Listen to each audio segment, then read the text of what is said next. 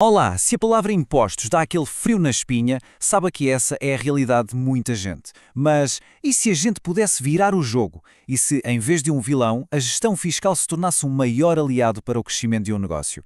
Nesta análise, vamos exatamente desmistificar o planeamento fiscal para pequenas e médias empresas aqui no Brasil e mostrar como transformar essa obrigação numa poderosa vantagem competitiva. Olha só o nosso caminho hoje, está tudo bem traçado. Primeiro, a gente vai sentir o peso de não ter um plano, ou seja, o custo de improvisar. Depois, vamos fazer algo fundamental: separar o que é planejamento inteligente e legal do que é evasão, que é crime. Em seguida, a gente mergulha na decisão que pode literalmente mudar o futuro financeiro de uma empresa, a escolha do regime tributário. Com essa base sólida, vamos ver como a teoria vira dinheiro no bolso, com estratégias que funcionam de verdade. E para fechar, um plano prático de 30 dias para tirar tudo isso do papel. Vamos nessa? Certo, vamos começar pelo começo. Muita gente pensa que planeamento fiscal é um luxo, sabe? Coisa de empresa grande. Mas a verdade é que não planear já é uma decisão, e uma decisão que custa muito caro. Vamos ver o tamanho dessa conta. Essa frase aqui, nossa, ela é um verdadeiro soco no estômago, não é mesmo? E repare que ela não fala em perder um pouquinho de dinheiro. Ela fala em corroer margens, inviabilizar investimentos e, no limite, levar a um encerramento. Ou seja, estamos a falar da própria sobrevivência do negócio. É sério. E o que este slide mostra é como se fosse um efeito dominó. Pagar imposto a mais não é só um prejuízo. É menos dinheiro em caixa para pagar as contas, para investir. O risco de multas e auditorias não é uma hipótese remota. É uma espada sobre a cabeça do negócio. E talvez o mais cruel de tudo seja a perda de competitividade. Enquanto uma empresa está a pagar incentivos fiscais, a concorrência, que se planeou, está a usar esse mesmo dinheiro para crescer, para inovar e para ganhar mercado. Agora, vamos a uma distinção que é a base de tudo. A linha que separa o jogo limpo da ilegalidade. De um lado, o planeamento fiscal. Do outro, é a evasão. Os nomes podem até soar parecidos para quem não é da área, mas a diferença entre eles é a diferença entre sucesso e um problema gigantesco com a justiça. De um lado da linha, então, temos o planeamento, a chamada elisão fiscal. Pense nisto como jogar xadrez com a lei. As regras estão todas no tabuleiro. O bom jogador não inventa regras. Ele usa as que existem de forma estratégica para vencer a partida. É 100% legal, é inteligente e é o que empresas bem geridas fazem. Do outro lado da linha, temos a evasão, a sonegação.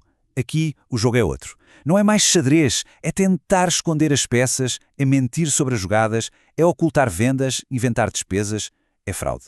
E as consequências não são só perder o jogo, são multas pesadíssimas, processos e até mesmo prisão. E aqui está o ponto-chave, a diferença fundamental: o tempo. O planeamento acontece antes de o imposto existir. Por exemplo, escolher o regime tributário para o ano seguinte. Já a evasão acontece depois que a venda foi feita, depois que o imposto já era devido. E aí, tenta-se de forma fraudulenta alterar o que já aconteceu. Bom, e isso leva-nos diretamente àquela que é provavelmente a ferramenta de planeamento mais poderosa de todas, a escolha do regime tributário.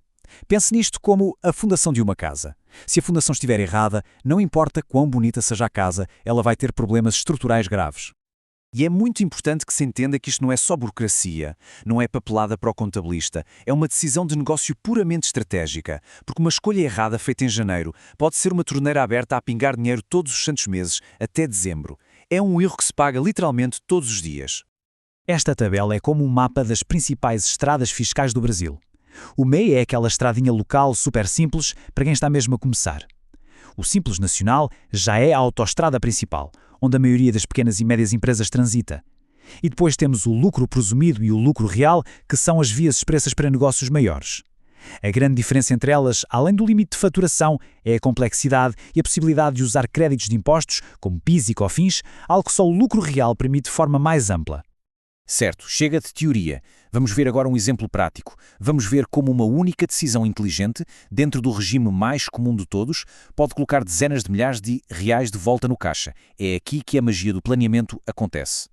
O nosso foco vai ser um cenário muito, mas muito comum. Uma empresa de serviços que está no Simples Nacional.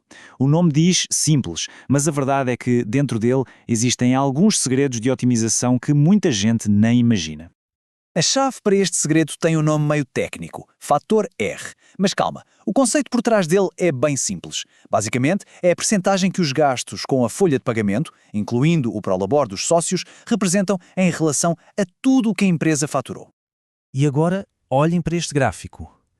É de cair o caixo, a sério.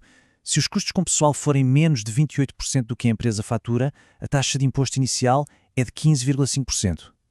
Mas, se essa despesa com pessoal for igual ou maior que 28%, a taxa desaba para 6%. Não estamos a falar de um ajuste pequeno. A taxa cai para menos da metade. É uma diferença brutal. E o que são 34.200 reais por ano para uma pequena empresa? Penso bem, é o dinheiro para contratar mais uma pessoa. É o investimento naquela campanha de marketing que estava na gaveta. É o capital de giro que dá tranquilidade para operar. E tudo isto, não por vender mais, mas por planear melhor. É a prova de que o planeamento ativo compensa. E muito. Mas o fator R é só um exemplo. Existem outras jogadas de mestre. Uma delas é a forma como o sócio recebe dinheiro da empresa. Em vez de um prolabore alto, que é tributado como um salário, pode ser muito mais inteligente receber uma parte maior como distribuição de lucros, que é isenta de imposto de renda. E para quem vende produtos, um cuidado essencial: separar as vendas de itens que já tiveram um imposto pago na fábrica, a chamada substituição tributária, para não correr o risco de pagar o mesmo imposto duas vezes. Ok, a gente já viu o porquê de planear e o que pode ser feito. Agora, a pergunta de 1 milhão de euros. Como é que se começa? A boa notícia é que não é preciso virar um negócio de cabeça para baixo. Vamos ver um plano simples para transformar toda esta informação em ação concreta nos próximos 30 dias. E o objetivo aqui não é que alguém se torne especialista em impostos do dia para a noite. Longe disso. A ideia é dar passos organizados e possíveis de gerir, para começar a ter o controle da situação fiscal do negócio. E aqui está o mapa. Semana 1, hora de ser detetive. É reunir todos os dados financeiros, de faturação, despesas, tudo. Sem bons dados, não há boas decisões. Semana 2, hora de ser estratega. É pegar nesses números e simular cenários. E se a empresa estivesse no lucro presumido? E se aumentasse o prolabor? Na terceira semana, é a reunião decisiva com a contabilidade, para analisar as simulações e bater o martelo. E na quarta, mãos à obra.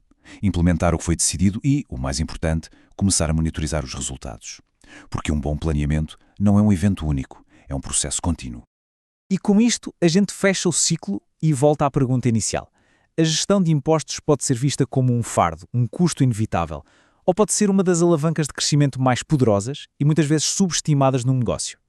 A pergunta final não é de que lado a empresa está hoje, mas sim quanto dinheiro está a ser deixado na mesa, todos os meses, por não se fazer essa escolha de forma consciente e estratégica.